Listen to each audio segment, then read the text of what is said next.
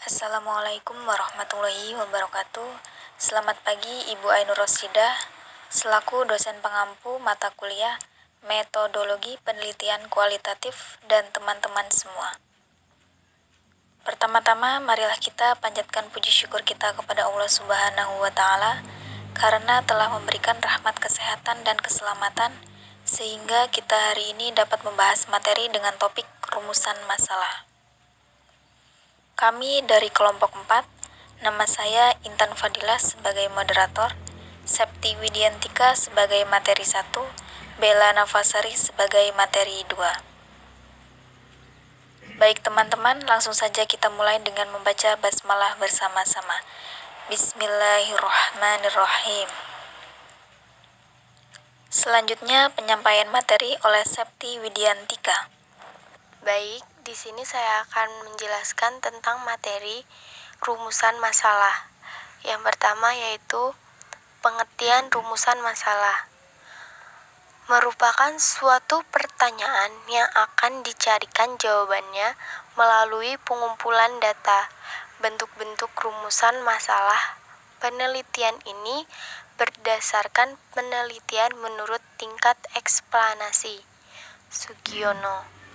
Seperti telah dikemukakan bahwa rumusan masalah itu merupakan suatu pertanyaan yang akan dicarikan jawabannya melalui pengumpulan data.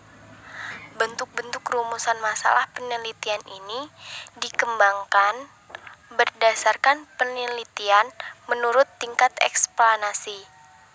Bentuk masalah dapat dikelompokkan ke dalam bentuk masalah deskriptif, komparatif, dan asosiatif.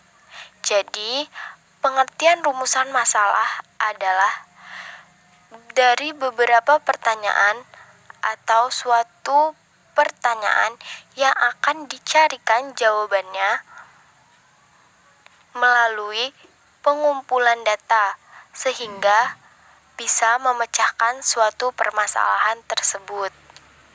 Lalu ada fokus masalah.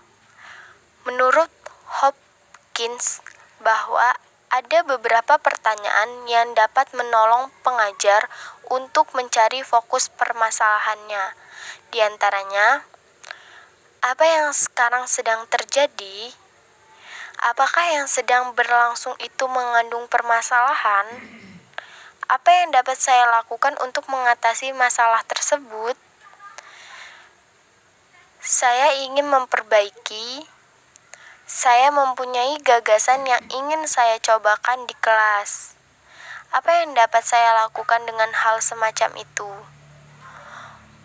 Fokus masalah lebih diidentikan dengan langkah yang mengawali dalam perencanaan penelitian tindakan kelas. Bagi seorang peneliti sekaligus seorang pengajar di dalam kelas, maka penentuan fokus masalah dapat dirasakan pada proses-proses pembelajaran yang berlangsung. Jadi, dalam fokus masalah ini, dari beberapa masalah, kita harus memfokuskan suatu masalah, sehingga bisa mempermudah dalam memecahkan masalah yang terjadi. Selanjutnya ada analisis masalah. Analisis masalah adalah kajian sementara untuk mengetahui penyebab timbulnya masalah serta alternatif pemecahan masalah tersebut. Berdasarkan hasil identifikasi masalah. Jadi dapat disimpulkan bahwa dalam analisis masalah ini merupakan jawaban sementara atau jawaban alternatif sehingga bisa memecahkan masalah-masalah yang ada. Materi selanjutnya akan disampaikan oleh Bella Nafasari.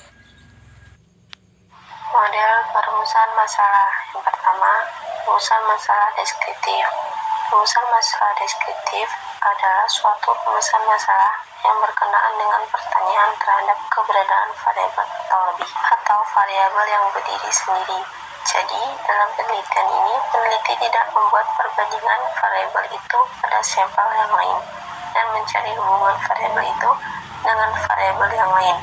Penelitian semacam ini untuk selanjutnya dinamakan penelitian deskriptif. Yang kedua ada rumusan masalah komparatif. Rumusan masalah komparatif adalah rumusan masalah penelitian yang membandingkan keberadaan suatu variabel atau lebih pada dua atau lebih sampel yang berbeda atau pada waktu yang berbeda. Yang terakhir ada rumusan masalah asosiatif. Rumusan masalah asosiatif adalah rumusan masalah penelitian yang bersifat menanyakan hubungan antara dua variabel atau lebih. Demikian tadi presentasi dari kelompok kami. Mari kita mengucapkan Alhamdulillah. Alhamdulillahirabbil alamin. Saya sebagai moderator mohon maaf atas kekurangannya dan terima kasih untuk perhatiannya. Wassalamualaikum warahmatullahi wabarakatuh.